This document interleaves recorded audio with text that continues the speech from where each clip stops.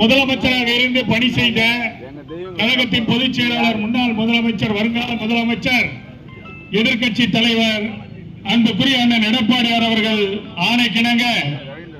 சமீபத்தில் நடந்த கள்ளக்குறிச்சி கருணாபுரத்திலே கள்ளச்சாராயம் அருந்தி உயிரிழந்தவர்களை அவர்களுக்கு ஆதரவாக கேள்விப்பட்டவுடன் உடனடியாக களத்திற்கு சென்று மருத்துவமனைக்கு சென்று ஆறுதல் கூறி இறந்தவர்கள் நேரடியாக அவர்கள் இல்லத்துக்கு சென்று கொட்டும் மழையிலே நனைந்தபடியே அஞ்சலி செலுத்தி அங்கே மருத்துவமனையில் இருக்கிறவர்களுக்கு ஆறுதல் சொல்லி இன்றைக்கு இந்த அரசை